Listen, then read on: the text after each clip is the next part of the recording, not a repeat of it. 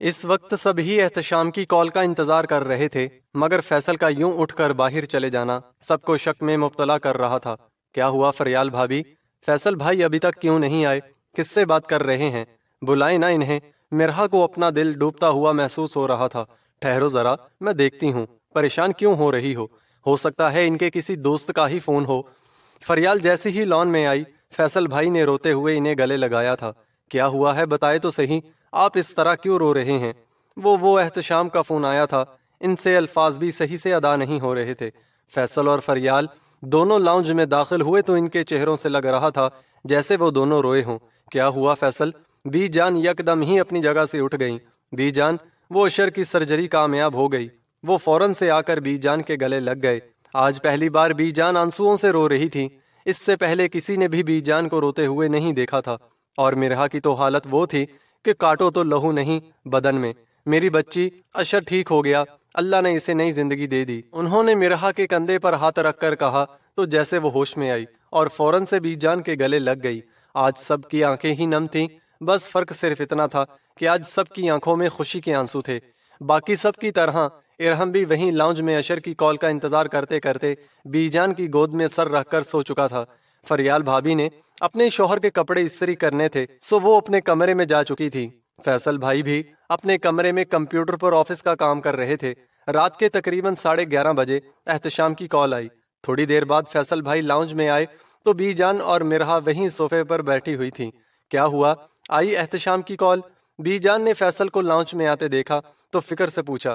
G B جان، کال آئی تھی، کہہ رہا تھا کہ ابھی ذرا مصروف تھا، کل بات کرے گا، اور اشر کی حالت خطرے سے باہر ہے، مگر ابھی فی الحال پاکستان واپس آنے کے بارے میں کچھ نہیں بتایا۔ جب تک ڈاکٹرز سے بات نہیں ہو جاتی وہ کچھ نہیں کہہ سکتا۔ آپ لوگ بے فکر ہو جائیں، اشر اب ٹھیک ہو گیا ہے۔ اس کی صحت یابی کے لیے اللہ سے دعا کرے۔ وہ کافی مطمئن نظر آ رہے تھے۔ چلو اللہ کا شکر ہے، میرے رب نے ہم پر اپنا کرم کیا۔ بی جان گہری سانس لے کر رہ گئیں۔ مرحا کی بے چینی اس کے اندر سے آیا تھی، وہ ہاتھوں کو آپس میں مسل رہی تھی۔ کیا ہوا؟ میری بیٹی کو پریشان ہے؟ اب تو سب خیر ہو گئی ہے۔ انہوں نے مرحا کو ایسے پریشان دیکھا تو اس کے سر پر ہاتھ پھیرتے ہوئے کہا، نہیں پریشان نہیں ہوں، بس ویسے ہی، جب تک بات نہیں ہوگی اس وقت تک دل بے چین رہے گا۔ مرحا نے بی جان کے کندھے پر سر رکھتے ہوئے کہا تو بی جان نے اس کا ماتھا چوما تھا۔ ہاں یہ بات تو ہے، مگر جہاں اتنا کٹھن وقت گزر گیا وہاں ہمیں تھوڑا اور صبر کر لینا چاہیے۔ بی جان خود بھی بہت پریشان تھی، مگر مجال ہے کہ کسی کے سامنے کبھی آنسو بہائے ہوں۔ بی جان آپ آرام کر لیں، کب سے یہاں بیٹھی ہیں، تھک جائیں گی۔ مرحا جانتی تھی کہ اشر کی بیماری کے بارے میں سوچ سوچ کر وہ اندر سے نڈھال ہو چکی تھی، اور اسی وجہ سے ان کی طبیعت بھی کچھ خراب رہنے لگی تھی۔ تب ہی انہیں آرام کرنے کا کہہ رہی تھی۔ ہاں چلو اندر چلتے ہیں، تم بھی آرام کر لو، تمہیں بھی ریسٹ کی ضرورت ہے۔ وہ مرحا کے ساتھ باتیں کرتی ہوئی اپنے کمرے کی طرف بڑھ گئیں۔ وہ بیڈ پر لیٹی تھی، تب ہی اسے لگا کہ کوئی اس کے پاس کھڑا تھا۔ اٹھ کر دیکھا تو اشر تھا۔ اشر، آپ کب آئے؟ کیوں چلے گئے تھے مجھے چھوڑ کے؟ وہ اس کی جانب بڑھی تھی۔ اشر نے مرحا کی طرف ہاتھ بڑھایا، اور جیسے ہی مرحا نے اس کا ہاتھ تھامنا چاہا تو وہ یکدم ہی غائب ہو گیا۔ اشر کہاں چلے گئے آپ؟ اچانک ہی کمرے میں گھپ اندھیرا چھا گیا۔ اسے کچھ نظر نہیں آ رہا تھا۔ اسے لگا وہ مر ہی جائے گی۔ تب ہی وہ نیند سے جاگی تھی۔ وہ پسینے میں نہا گئی تھی۔ ایسا خواب وہ پہلے بھی کئی بار دیکھ چکی تھی، مگر اب تو بہت ہی بھیانک خواب دیکھا تھا اس نے۔ اتنا اندھیرا، اس کی سانسیں تیز چل رہی تھی۔ خوف اب بھی اس پر طاری تھا۔ بی جان کی اچانک سے آنکھ کھلی تو دیکھا مرحا خوف زدہ سی بیٹھی تھی۔ کیا ہوا میری بچی؟ کیوں پریشان ہو؟ طبیعت ٹھیک ہے تمہاری؟ وہ اسے یوں خوف زدہ دیکھ کر پریشان ہی ہو گئی تھی۔ کچھ نہیں بی جان، بس ڈر گئی تھی۔ وہ بی جان کو پریشان نہیں کرنا چاہتی تھی۔ تبھی اپنا خواب انہیں سنایا۔ انہوں نے اٹھ کر اسے پانی پلایا۔ پانی پی لیا تو اس کے ہاتھ سے گلاس لے کر سائڈ ٹیبل پر رکھا۔ اگر طبیعت ٹھیک نہیں ہے تو کل ڈاکٹر کے پاس چلیں گے۔ بی جان نے مرحا کا ہاتھ پکڑا تو وہ ان کے گلے لگ گئی۔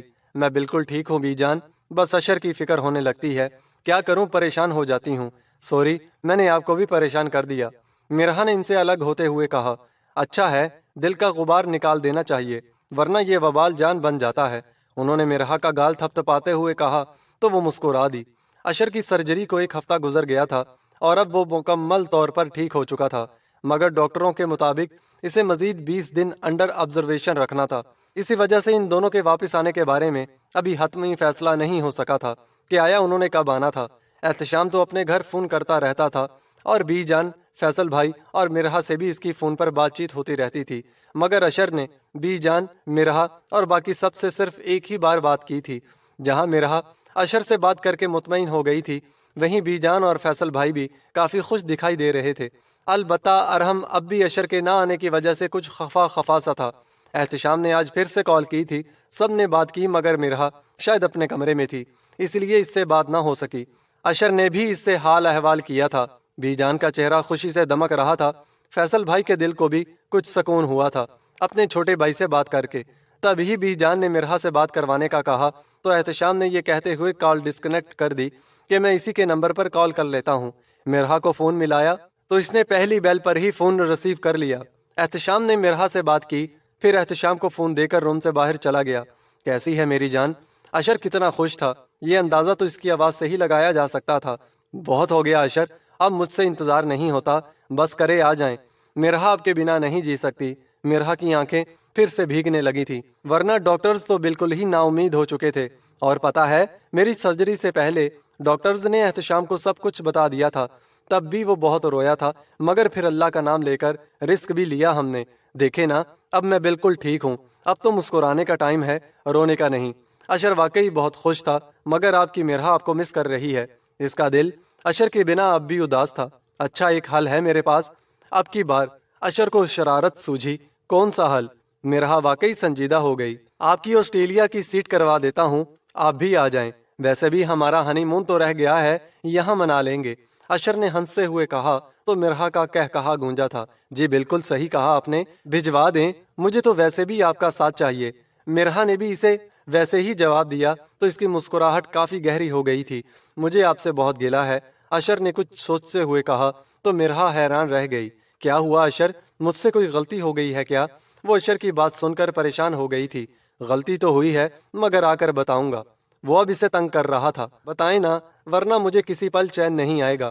وہ خفگی سے کہنے لگی، آپ نے اپنے شوہر کو ابھی تک اپنے ہاتھ کا بنا ہوا کھانا نہیں کھلایا۔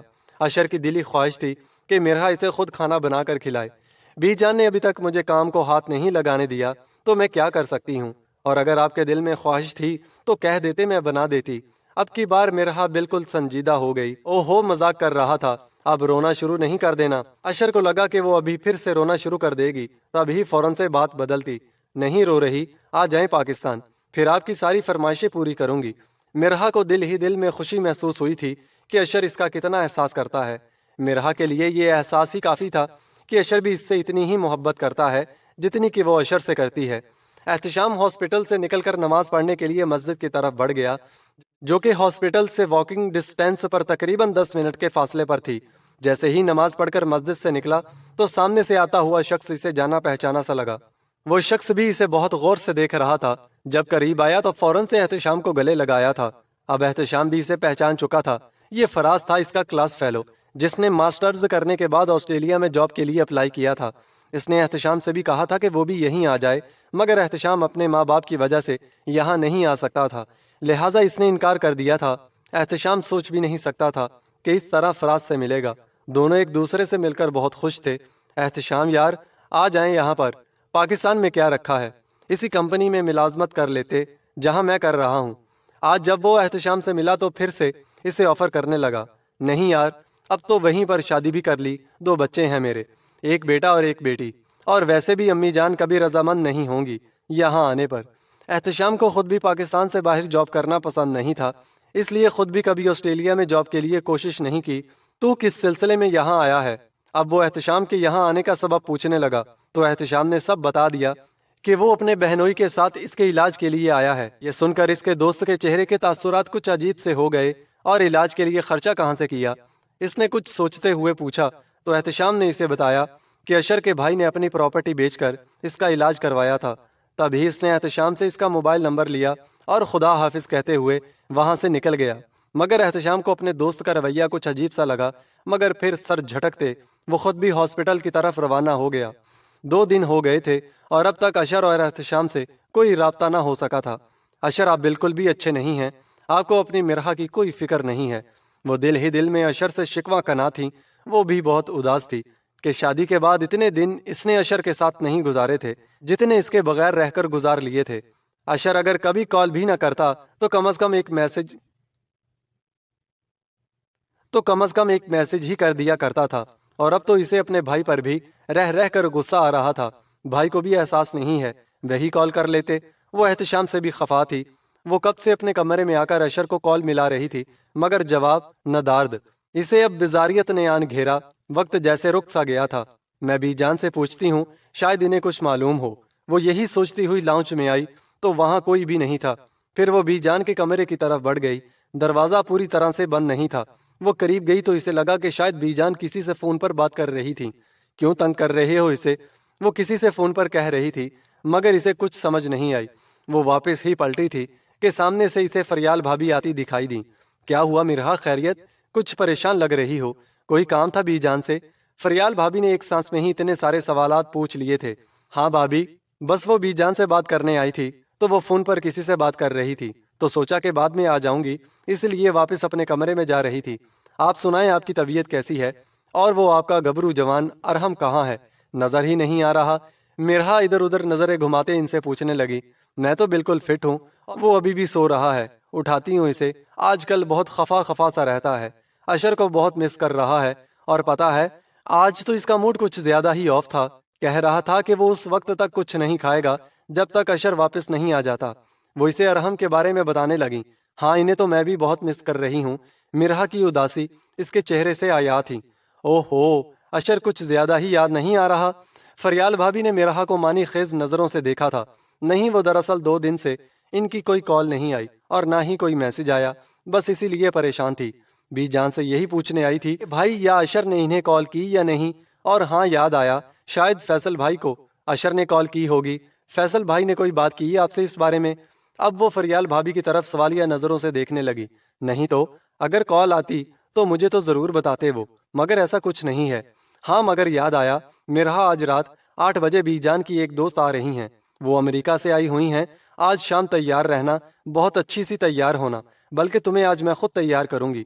وہ اس کی اداسی کو نظر انداز کرتے اسے پتہ نہیں کیا کچھ بتا رہی تھی۔ مگر فریال بھابی، اچھا تو نہیں لگتا نا کہ میرے شوہر علاج کے لیے باہر گئے ہیں اور میں اتنی زیادہ تیار ہو جاؤں۔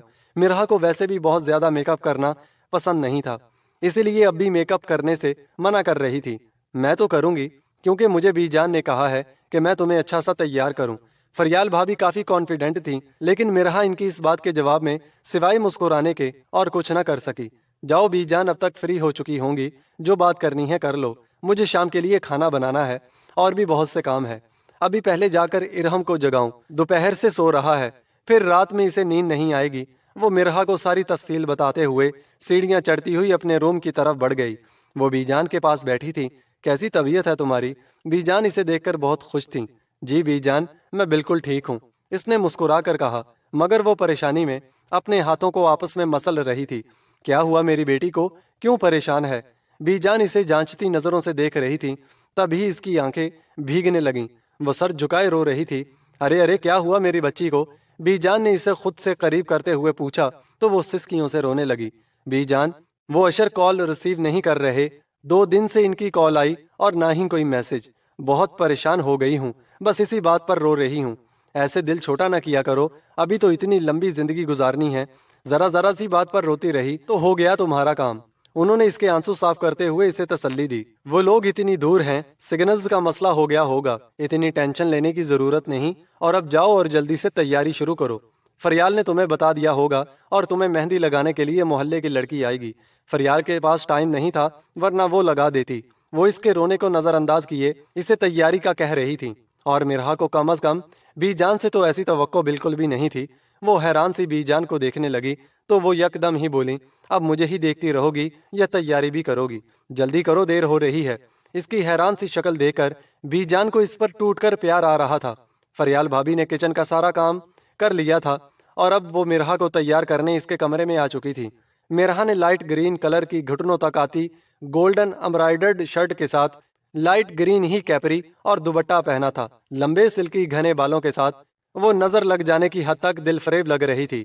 مرہا کے ہنائی ہاتھوں میں گولڈن کے کنگن بہت ہی پیارے لگ رہے تھے۔ واہ بھئی واہ، تمہارے ہاتھوں پر تو مہندی کا بہت رنگ آیا ہے، ابھی شاید 1 گھنٹہ پہلے ہی مہندی لگائی تھی نا؟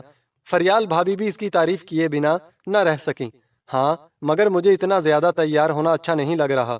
وہ اب بھی حد سے زیادہ کنفیوزڈ ہو رہی تھی۔ کچھ نہیں ہوتا، فریال بھابھی اس کے اتنا کنفیوزڈ ہونے سے لطف اندوز ہو رہی تھی۔ وہ تقریباً تیار ہی تھی، تبھی دروازہ نوک ہوا تو فریال بھابھی دروازہ کھولنے گئیں تو باہر چلی گئیں۔ مرہا مزید پریشان ہو گئی کہ فریال بھابھی ایسے اچانک کہاں چلی گئی۔ ابھی وہ خود جانے کا سوچ رہی تھی کہ کوئی اندر داخل ہوا تھا۔ ایک پل کے لیے تو مرہا کو یقین ہی نہیں آیا کہ اشر اس کے سامنے کھڑا تھا، اور یک دم ہی اسے اپنا خواب یاد آیا تو وہ ڈر گئی۔ وہ خوف زدہ سی اشر کو دیکھنے لگی۔ اشر اس کے قریب تھا، اسے باہوں کے حصار میں لیا تو وہ اب بھی بے یقینی سے اسے دیکھنے لگی، پھر اپنے ہاتھوں کی انگلیوں سے اس کے چہرے کے ایک ایک نقش کو چھو کر دیکھنے لگی۔ آپ آ گئے اشر؟ اس کی آنکھیں بھیگنے لگی تھی۔ ارے ارے یہ کیا، میری وائفی کیوں رو رہی ہے؟ خبردار بالکل بھی نہیں رونا، ایسے روئے گی نا تو سارا میک اپ خراب ہو جائے گا۔ اشر نے ٹیشو سے اس کے آنسو احتیاط سے صاف کیے کہ کہیں اس کا میک اپ ہی خراب نہ ہو جائے۔ ایک چیز کی ابھی بھی کمی ہے، اشر نے اس کے حنائی ہاتھوں کو تھامتے ہوئے کہا تو وہ حیران سی اسے دیکھنے لگی۔ اشر نے ڈریسنگ ٹیبل سے ڈائمنڈ کی رنگ اٹھائی اور اس کے ہاتھ میں پہنا دی، پھر اس کے بازو اپنے کاندھوں پر رکھتے اسے اپنے سینے میں بھینچ لیا تھا۔ I missed you so much, my dear and lovely wife۔ اشر نے اس کے چہرے کو چومتے ہوئے کہا تو اس کے چہرے پر خوشی اور حیا کے رنگ بکھر گئے تھے، جنہیں دیکھ کر اشر کے اندر تک سکون اترنے لگا تھا۔ اشر کے اس طرح سے دیکھنے پر مرہا کے دل کی دھڑکنیں بے ترتیب ہونے لگی تھیں۔ جھکی جھکی نظر تیری کمال کر گئی، اٹھی جو ایک بار سو سوال کر گئی۔ اشر نے گنگناتے ہوئے اس کی تھوڑی پر ہاتھ رکھتے اس کا جھکا ہوا چہرہ اوپر کیا تو مرہا نے ہنستے ہوئے اپنا سر اس کے سینے میں چھپا لیا۔ اشر نے بھی اسے اپنی باہوں کے حصار میں لیتے ہوئے اس کا ماتھا چوما تھا۔ اب چلے نیچے، سب ہمارا انتظار کر رہے ہوں گے۔ اشر نے اس سے الگ ہوتے ہوئے کہا تو مرہا جیسے ہوش میں آئی تھی۔ او ہاں، بھائی بھی آئے ہوئے ہیں۔ مرہا کو خیال آیا تو شرمندہ سی ہو گئی۔ جی آپ کے بھائی، بھابھی، امی سب ہی نیچے موجود ہیں اور سب ہمارا ہی انتظار کر رہے ہیں۔ وہ دراصل صرف احتشام آپ سے ملنے یہاں آنا چاہ رہا تھا، مگر بی جان نے آپ کی امی اور بھابھی کو بھی یہیں بلا لیا۔ اشر نے مرہا کے چہرے پر آئی لٹوں کو کان کے پیچھے اڑستے ہوئے کہا تو اس کی آنکھیں حیرت سے مزید پھیل گئیں۔ کیا امی اور بھابھی بھی؟ اب تو وہ اور زیادہ کنفیوزڈ ہو گئی کہ سب کیا سوچیں گے۔ اتنی پریشان نہ ہو، سب کو پتا ہے کہ میاں بیوی اتنے عرصے بعد ملے تو پھر۔ اشر نے اپنی بات ادھوری چھوڑ کر مرہا کو پھر سے قریب کیا تو مرہا نے اسے خود سے دور کیا۔ پلیز اشر، سب ہمارا ویٹ کر رہے ہوں گے۔ یہ کہتے ہوئے مرہا پھر سے آئینے میں دیکھ کر اپنا جائزہ لینے لگی۔ آئینہ دیکھنے کی کیا ضرورت ہے، مجھ سے پوچھ لیجئے، میں بتا دوں گا کہ میری وائفی کیسی لگ رہی ہے۔ اشر اس کا ہاتھ پکڑتے اسے باہر کی طرف لے جانے لگا۔ او ہو اشر، کیا میں ایسے سب کے سامنے جاؤں گی؟ مرہا نے اشر سے اپنا ہاتھ چھڑا لیا۔ ایسے مطلب کیسے؟ اشر کو کچھ سمجھ ہی نہیں آئی کہ مرہا کیا کہنا چاہ رہی تھی۔ میرے بال کھلے ہیں، میں بال لپیٹ کر حجاب کروں گی، پھر ہی جاؤں گی نا۔ مرہا نے اشر کے ماتھے پر ہاتھ سے دباؤ ڈالتے ہوئے کہا، جیسے اسے یاد دلانا چاہ رہی ہو۔ تو واقعی اشر کو جیسے سب یاد آ گیا کہ مرہا تو کبھی بھی حجاب کے بغیر نہیں جاتی۔ او سوری ڈیئر وائفی، لیکن جلدی کریں، سب کہیں گے کہ ان کا رومانس ہی ختم نہیں ہو رہا۔ اشر نے ہاتھ میں بندی گھڑی میں ٹائم دیکھتے ہوئے کہا تو مرہا نے اشر سے کہا کہ آپ چلے جائیں، میں آتی ہوں۔ اور اشر کو شاید مرہا کی یہ بات بالکل اچھی نہیں لگی اور اس کے چہرے سے مسکراہٹ غائب ہو چکی تھی، جیسے مرہا نے فوراً ہی محسوس کر لیا تھا۔ اشر جیسے ہی جانے لگا، مرہا نے اشر کے بدلتے ہوئے تیور دیکھے تو فوراً ہی اس کا ہاتھ پکڑ لیا۔ رک جائیں، ساتھ چلتے ہیں، بس ہو گیا۔ مرہا اشر کو خفا نہیں کرنا چاہتی تھی، تبھی ساتھ جانے کا کہہ دیا۔ سکارف کو پنز سے سیٹ کرتے ہوئے وہ اشر کے ساتھ کمرے سے باہر نکل گئی تھی۔ سب ڈرائنگ روم میں بیٹھے باتیں کر رہے تھے۔ مرہا اور اشر جیسے ہی ڈرائنگ روم میں داخل ہوئے تو سب ان کی طرف متوجہ ہو گئے۔ دونوں نے سلام کیا تو سب نے ان کے سلام کا جواب دیا۔ وہ فوراً ہی اپنے بھائی سے ملی، پھر بھابھی اور امی سے۔ سبھی مرہا کے چہرے کو دیکھ رہے تھے، جو شاید اشر کے آنے کی خوشی میں مزید کھل اٹھا تھا۔ میک اپ تو اچھا تھا ہی، مگر آج تو اس کے چہرے سے مسکراہٹ ہی جدا نہیں ہو رہی تھی۔ مرہا کی امی اور بھائی اسے خوش دیکھ کر دل ہی دل میں ان کی خوشیوں کی دعائیں مانگنے لگے۔ چاچو، آج تو آپ کی دلہن بہت اچھی لگ رہی ہیں۔ ارحم سے رہا نہ گیا تو بول ہی دیا، اور ارحم کی اس بات پر سب ہی ہنسنے لگے تھے۔ اچھا، آپ کے لیے بھی دلہن لے آئیں؟ اشر نے مسکراتے ہوئے ارحم سے پوچھا تو اس نے کہا، نہیں چاچو، ابھی میں چھوٹا ہوں، جب بڑا ہو جاؤں گا نا تو بی جان میری دلہن بھی لے آئیں گی۔ ارحم کی باتوں پر سب ہی ہنس رہے تھے۔ اشر کو اب بھی چین نہیں آیا تو پھر سے ارحم سے پوچھنے لگا، ارحم آپ کو کیسی دلہن چاہیے؟ چاچی جیسی۔ ارحم نے مرہا کو ستائشی نظروں سے دیکھتے ہوئے کہا تو سب ہی کا کہا گونجا تھا۔ بس مرہا تیاری کر لو۔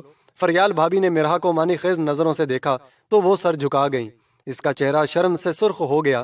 کھانا کھاتے ہوئے مرہا کو کچھ یاد آیا تو بی جان سے پوچھنے لگی، بی جان آپ کے مہمان آنے والے تھے نا، جو امریکہ سے آئے تھے، وہ کیوں نہیں آئے اب تک؟ تب ہی فریال بھابھی نے ہنستے ہوئے کہا، مہمان امریکہ سے نہیں، آسٹریلیا سے آ رہے تھے، اور مرہا کی معصومیت پر سب ہی ہنس دیے۔ بیچاری مرہا کو اب تک سمجھ نہیں آئی تھی کہ مرہا کے علاوہ سب لوگ جانتے تھے کہ اشر اور احتشام پاکستان آ رہے تھے۔ وہ تو بیچاری شرمندہ ہی ہو گئی اور دل ہی دل میں اشر سے خفا بھی تھی کہ اس نے سوائے مرہا کے سب کو بتا دیا تھا۔ کھانا کھانے کے کچھ دیر بعد مرہا کے گھر والے جانے کے لیے اٹھ گئے۔ احتشام کو بھی سفر کی بہت تھکن تھی، مگر وہ مرہا کی خاطر ایئرپورٹ سے ڈائریکٹ اس کے گھر آ گیا تھا، اسی لیے وہ سب جلد ہی گھر جانے کے لیے اٹھ گئے تھے۔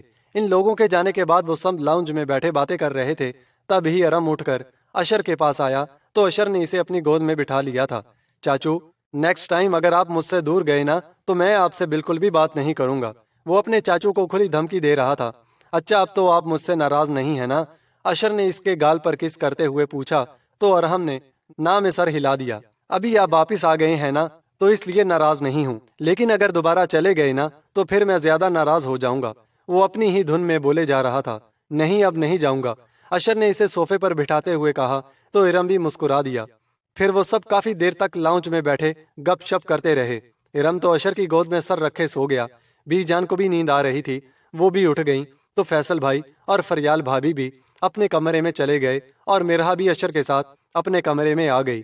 مرہا نے سکارف اتار کر سائڈ ٹیبل پر رکھا اور جیسے ہی پلٹی تو اس کا سر اشر کے سینے سے ٹکرا گیا۔ میرے لیے اتنی محبت کی ہے، اتنا تیار ہوئی ہیں آپ، اتنا سارا میک اپ، اور ان سب چیزوں سے زیادہ جو چیز میرے دل کو بھا گئی ہے وہ ہے آپ کے ہاتھوں کی مہندی۔ جب اتنی محنت کی ہے تو وصولی تو بنتی ہے نا۔ اشر اسے خود سے قریب کرتے اس کے چہرے پر جھکا تھا تو مرہا کی دل کی دھڑکنیں تیز ہو گئیں۔ نہیں، آپ کے لیے تیار نہیں ہوئی تھی، جسے سن کر اشر کو 100 والٹ کا کرنٹ لگا تھا۔ اسے سمجھ تو آ گئی تھی کہ اس نے ایسا کیوں کہا، مگر پھر بھی میرا دل ہی رکھ لیتی کہ میرے لیے تیار ہوئی تھی۔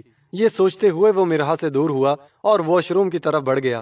مرہا جیسے رو دینے کو تھی، وہ تو ویسے بھی ہر وقت رونے کے لیے تیار ہی رہتی تھی، اب بھی آنسوؤں سے روتے ہوئے صوفے پر بیٹھ گئی، اٹھ کر لائٹ آف کی اور وہیں صوفے پر لیٹ گئی۔ اشر آیا تو وہ صوفے پر لیٹی ہوئی تھی۔ وہ اس کے پاس آیا، بیڈ پر جا کر سوئیں، یہ کوئی طریقہ نہیں ہے، اشر نے سنجیدگی سے کہا تو مرہا کے دل کو برا لگا، مگر آنکھوں سے بازو نہیں ہٹایا۔ آپ 2 منٹ میں بیڈ پر آ جائیں، میں دوبارہ نہیں کہوں گا۔ وہ اسے حکم دیتا بیڈ پر جا کر سو گیا تھا۔ جب تک وہ صوفے سے اٹھی وہ گہری نیند میں جا چکا تھا اور اب اس کے خراٹوں کی آواز پورے کمرے میں گونج رہی تھی۔ وہ نہیں چاہتی تھی کہ اس کی وجہ سے اشر کی نیند خراب ہو، اسی لیے وہیں صوفے پر سو گئی۔ پھر تہجد کے لیے اٹھی، نماز ادا کی اور پھر فجر کی اذان کا انتظار کرنے لگی۔ جیسے ہی اذان ہوئی تو نماز ادا کر کے اشر کو نماز کے لیے جگایا تھا۔ اشر اتنا تھکا ہوا تھا کہ اس سے اٹھا بھی نہیں جا رہا تھا، اسی لیے نماز پڑھنے سے انکار کر دیا۔ وہ دوبارہ اس کے پاس آئی تھی، پلیز اشر اٹھ جائیں، نماز پڑھ کر پھر سو جائیے گا۔ وہ پھر سے اس کا کندھا ہلانے لگی۔ آپ کو ایک بار کی بات سمجھ نہیں آتی کیا؟ اشر نے غصے سے کہا تو مرہا اس سے دور ہوئی تھی۔ اتنا غصہ کر کے اب اشر کی نیند بھی اڑ چکی تھی، لہٰذا نماز کے لیے اٹھ گیا۔ نماز پڑھ کر فارغ ہوا تو دیکھا وہ کمرے میں کہیں بھی نہیں تھی۔ رات کا منظر آنکھوں میں گھوم گیا تو شرمندگی نے دل کو آن گھیرا۔ میں شاید اوور ریئیکٹ کر گیا تھا، وہ خود سے کہتا، اسے ڈھونڈنے لگا۔ باہر چلی گئی کیا؟ وہ باہر جانے لگا تو دیکھا دروازہ لاک تھا، بالکونی میں بھی کہیں نہیں تھی، وہ واش روم بھی خالی تھا۔ سائیڈ روم میں جھانکا تو وہ نیچے بیٹھی گھٹنوں میں سر دیے سسکیوں سے رو رہی تھی۔ اوہ ہو، اتنے سارے آنسو آپ کہاں سے لے آتی ہیں؟ ہر وقت ہی رونے کے لیے تیار رہتی ہیں۔ وہ اس کے پاس آ کر بیٹھ گیا مگر وہ مسلسل رو رہی تھی۔ اچھا یار سوری، مرہا کے آنسو اس کے دل پر گر رہے تھے۔ آپ جائیں، آرام کریں، جب میرا دل ہلکا ہو جائے گا تو میں رونا بند کر دوں گی۔ میں نہیں چاہتی کہ آپ میری وجہ سے ڈسٹرب ہوں، اس لیے یہاں سائیڈ روم میں آ گئی۔ آپ یہاں سے جائیں ورنہ میں چلی جاؤں گی۔ اسے شدید غصہ آیا ہوا تھا، وہ جانتا تھا کہ اس نے مرہا کو بہت خفا کر دیا ہے، اس لیے وہ اتنی آسانی سے نہیں مانے گی۔ تب ہی خاموشی سے اٹھ گیا اور اشر کا یہ انداز مرہا کے تن بدن میں آگ لگا گیا تھا۔ وہ سوچ رہی تھی کہ اشر پھر بھی اسے منائے گا، مگر اشر کی اس بے رخی پر مرہا کو بہت دکھ ہوا تھا۔ مرہا آدھی رات سے جاگی ہوئی تھی، لہٰذا وہیں بیٹھے بیٹھے سو گئی۔ اشر شدید ٹینشن میں تھا، بیڈ پر بیٹھ کر اس کا انتظار کرنے لگا، مگر 1 گھنٹہ گزرنے کے باوجود بھی جب وہ نہیں آئی تو وہ پریشان ہی ہو گیا۔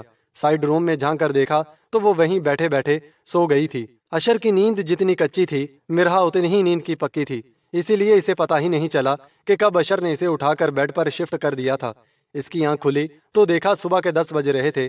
دل ہی دل میں شرمندہ ہونے لگی۔ سب نے ناشتہ بھی کر لیا ہوگا یا شاید سب میرے انتظار میں بیٹھے ہوں گے۔